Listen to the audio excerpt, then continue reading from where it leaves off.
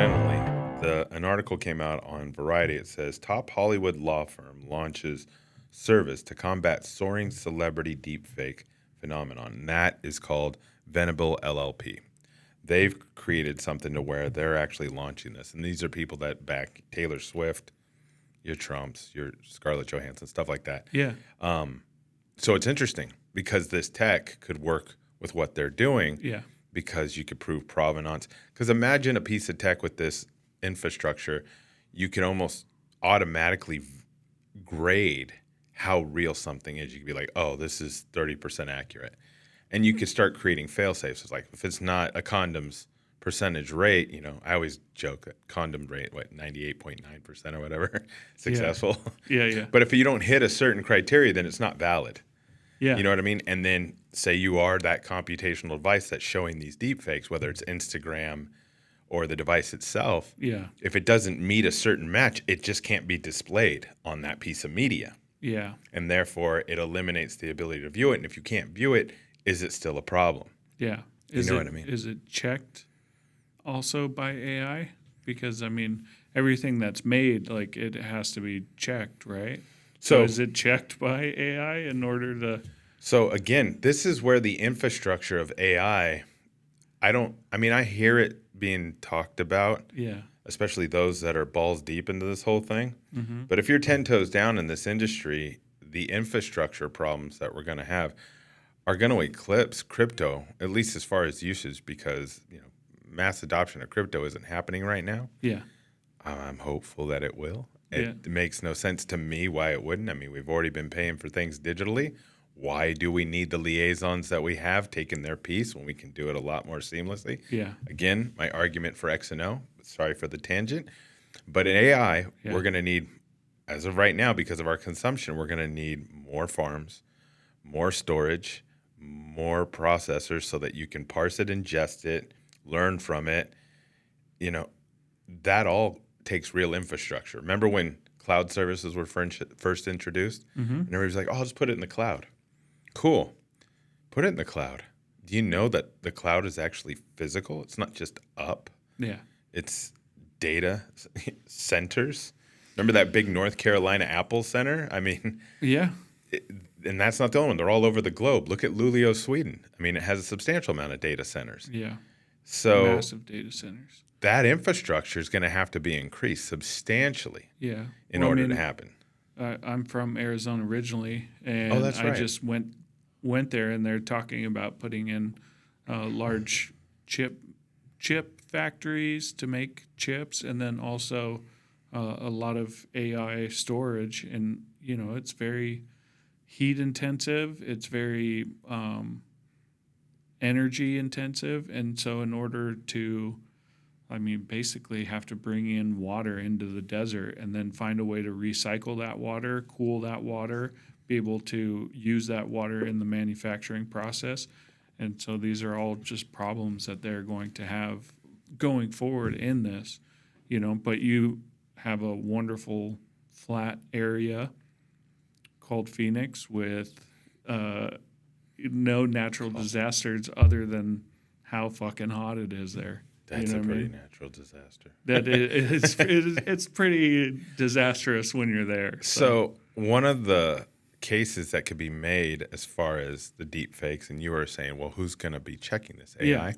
Yeah. AI is going to be checking it. Well, to some extent, yes. Yeah. Right? So let me paint a picture it's of... like, hey, I'm not... this is 80% accurate according to my deep fake calculation. Yeah, it's very Ron Burgundy. 60% of the time it works all the time. Yeah. No. So this is where I believe we can get our hands on the wheel of our own identities even more so. So again, going back to some blockchain and crypto references and tying it back to AI. Yeah. The concept of sovereign identity and your digital identity, I know that there's things being worked on, and there's a lot of different tech. You have your world coins of the world, and then Vitalik's working on some different ID-related concepts. But with this particular tech, as it can evolve, let's say it was Scarlett Johansson with the deepfake. Her team could say, yes, that's me. No, that's not me. So they're the ones checking. Mm-hmm. But if they did it enough, or they created not them, but whatever tech stack created a simple enough system for the individuals, along with their sovereign identity, to say, I am who I am. I'm telling you right now, that is not me.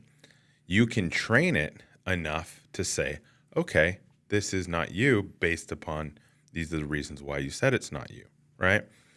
Now, mind you, these are celebrities. It makes sense that they would have access to something like this before everybody else, but you have to start somewhere, right? So that's my school of thought, is that we're going to end up training the AI models to identify based upon our saying that it is verifiably so ourselves, if Yeah. it's something related to the individual. Yeah. Once we have the ability to prove that we are who we say we are, right? Yeah. So the cool part about that is then we get control over our data. At least that's the hope, right? Because you start hearing about the way Instagram has been championing how they want to push out social media. I mean, there's been a few interviews with representatives from Instagram. I think it was on Decoder. It's a great podcast. Big fan of it. And they talk about how data should be able to move from platform to platform. Yeah. Blue Sky even talks about that, right? How your social media followers and your content should be able to move from platform to platform. They should be yours. Yeah. A lot of this enables that to happen. It is that architecture that allows that to happen. So when you talk about AI accountability, these types of tech stacks need to have this type of architecture mentioned with hidden pixels to hold them accountable. Because right now, accountability is not sexy to work on because it doesn't pay the bills. No. You know what I mean? GPT models are what's sexy to right now for people to work on because it feels Tangible. like Google, Yeah. except even better, Yeah, right? it spits something else out back to you. It's almost instantaneous. Yeah, but it's Yeah. not. You need to have accountability in there. But then again, look how much. I want to say it this way. Can I say it this way? Controversy, not controversy. Controversy. I said it the pretentious way. Why? Right. I don't know. It just sounded fun. I was watching How I Met Your Mother, and then Ted Mosby's character says chameleon instead of chameleon. An encyclopedia. Oh, yeah. Encyclopedia. Well, I was feeling pretentious. I say Yosemite or Mojave instead of Mojave. So My point being with all this is that they've been having issues, OpenAI, with their staff, right? Ever since the Sam Altman ouster.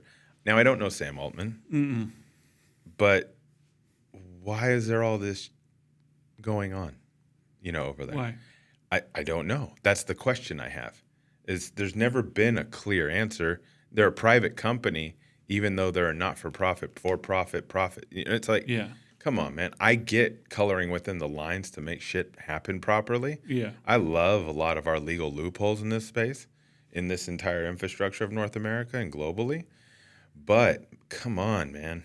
I mean, if you have that much influence over the future, the way it's being created, there needs to be more accountability across the board. And they're just the poster child of it right now. Yeah.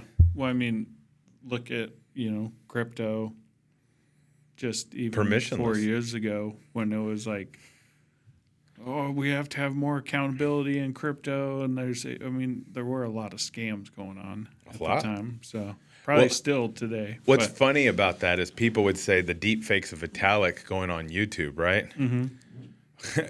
I will say this much for Vitalik. He's great for deep fakes because he doesn't show a lot of emotion. He's kind of stoic. So you don't know if it's real or not. Like it's way harder, what I mean, with somebody who's super animated. Yeah. Like Jack Black deep fake, that's going to be a lot more challenging because he's so animated. You're like, oh, for sure. You know what I mean? If you had all these checkpoints, but Vitalik, because he kind of just stays even keeled and stoic, deep fake, man, you'd be fucking. I bet you Vitalik watching videos like, wait a minute, isn't that me? Hey, did I do that? Did I do that?